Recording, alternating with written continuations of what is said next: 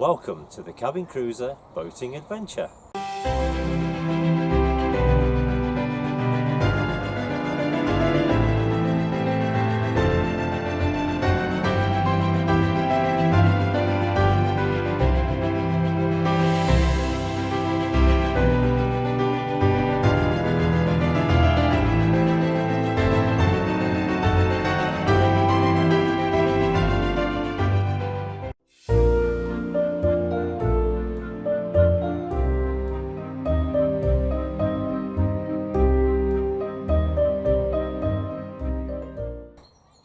Today we have come to Darley Park in Derby to film another stretch of the River Derwent.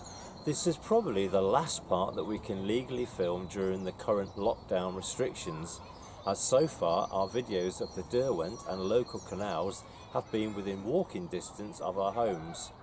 It's Sunday the 21st of February 2021 and tomorrow the Prime Minister is due to set out a roadmap to ease our lockdown. So hopefully it will enable us to go further afield in the not too far distant future. We begin our walk today at the Old Chester Road entrance to Darley Park. We then head northwards towards Haslam's Lane. We go across the toll bridge and then head south at the side of the River Derwent towards Derby, and we cross the next bridge, which is Handyside Bridge, and then head northwards to our starting point.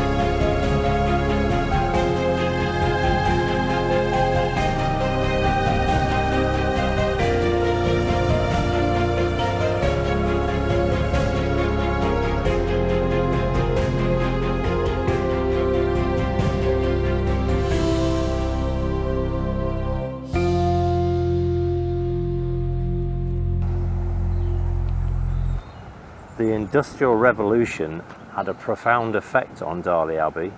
Water was the driving force, and powered by the River Derwent, an industrial hamlet sprang up. In the 1730s, flour mills, a paper mill, a corn mill, a fulling mill and a leather mill all existed here, powered by the Derwent. Today, Darley Abbey forms part of the Derwent Valley Mills World Heritage Site because of the pioneering work of the Evans family. In the 21st century, the old village of Darley Abbey is regarded as a desirable place to live. The mills built by Thomas Evans on the East Bank are still in use for a diverse range of purposes.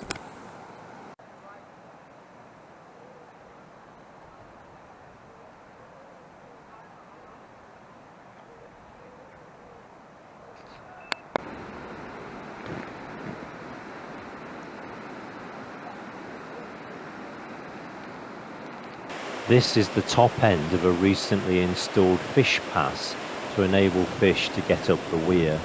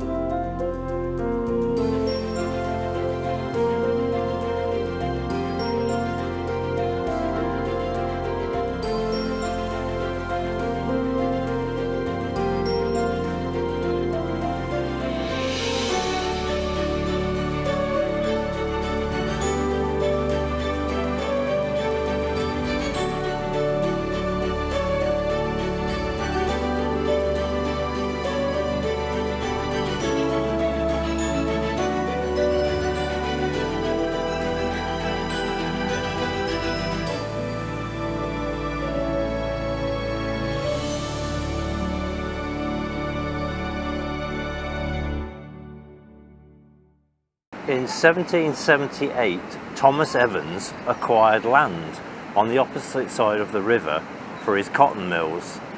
The factory complex later became known as the Boar's Heads Mills, which was Evans' crest, and achieved recognition as a symbol of quality in the parts of the world that he traded with. The major part of production was the spinning of yarns for cottons, knitting cottons, stockings and candle wicks. The products were sold to all the main garment manufacturers in this country, as well as in Europe and North America. As well as the mill, Thomas Evans built houses for his workers on the opposite bank to the mill. So Darley Abbey went from a small hamlet of 16 houses to a village housing 600 of his workers. And these types of humble dwellings can be seen throughout the Derwent Valley Mills, and they are much sought after.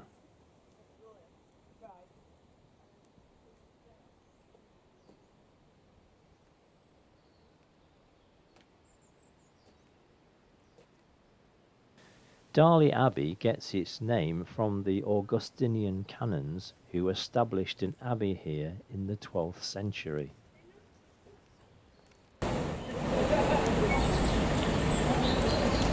Few traces still exist of the abbey following the dissolution of the monasteries in 1538. Most of the buildings of the once proud monastery were destroyed within 2 years of the passing of the Act. The only survivors were the buildings in Darley Street converted into the Abbey Inn in 1979, and some stonework to houses in Abbey Lane and a burial ground beneath Hill Square.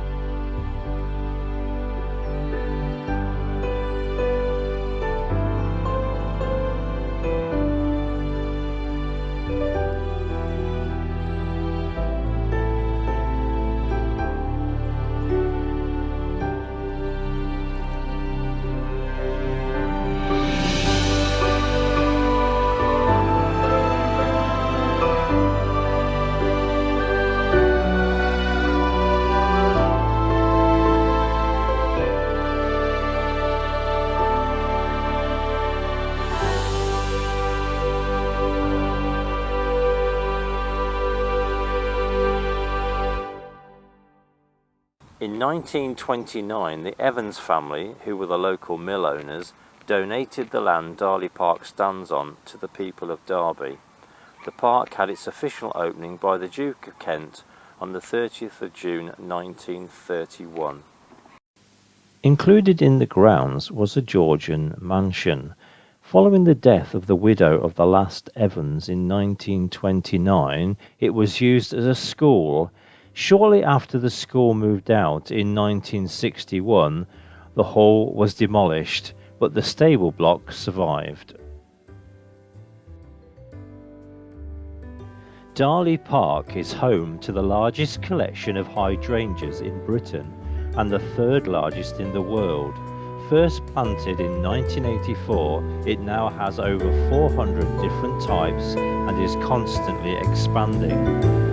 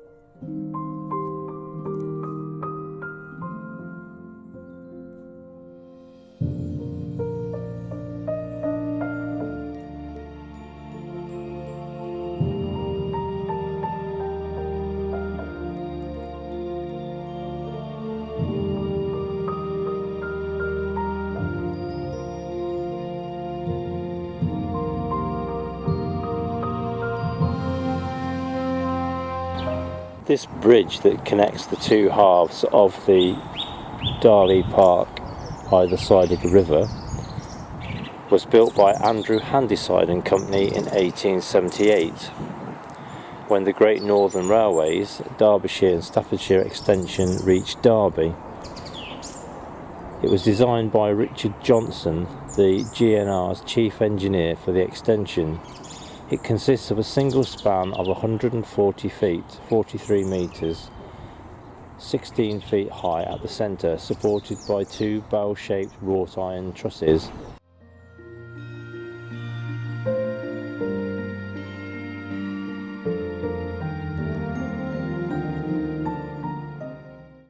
The unusual design avoided the need for a supporting pier in the river, keeping the Derwent clear for navigation. During construction, a test was carried out to see if it would hold the weight of the expected rail traffic. Andrew Handyside ran 6 locomotives across the bridge with a combined weight of 432 tons to see if it could take the strain. The bridge carried trains from 1878 to 1968, with the last passenger train crossing on the 5th of September 1964 and the last goods train in May 1968 by the Stephenson Locomotive Society, when the branch was closed by the beaching cuts. The deck, which used to carry the track, is suspended from steel segment arches of a lattice construction with stone abutments.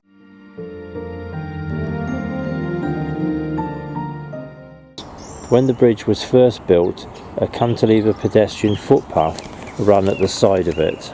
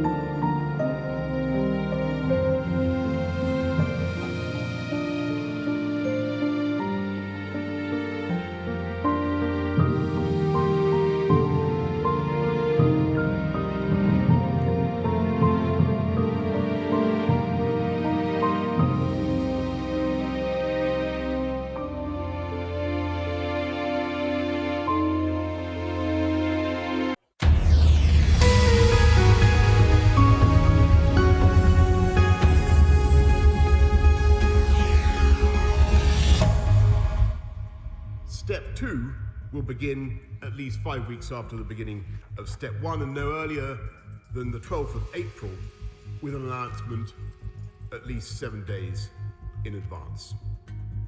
If analysis of the latest data against the 4 tests requires a delay, then this and subsequent steps will also be delayed to maintain the 5-week gap. In Step 2, non-essential retail will reopen, as will personal care, including hairdressers, I'm glad to say, and nail salons. Indoor leisure facilities such as gyms will reopen, as will holiday lets, but only for use by individuals or household groups. We will begin to reopen our pubs and restaurants outdoors, and honourable members will be relieved there will be no curfew, and the Scotch egg debate will be over because there will be no requirement for alcohol to be accompanied by a substantial meal. Zoos, theme parks and drive-in cinemas will reopen, as will public libraries and community centres. Here on Monday the 22nd of February 2021, things are looking a little bit more hopeful, and it looks like I might be able to produce a proper boating video by April the 17th. This video is due to be published on the 27th of March, so by the time you are seeing this, hopefully we'll all be more informed and know just what's going on. But in the meantime, I'll keep trying to produce the videos to keep the channel going.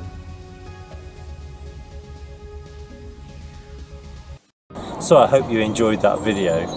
If you haven't subscribed, then please press the subscription button on the bottom right hand corner of your screen on your mobile phone or tablet, and please press the bell icon on the home page and you'll be notified by YouTube each time I release a new video.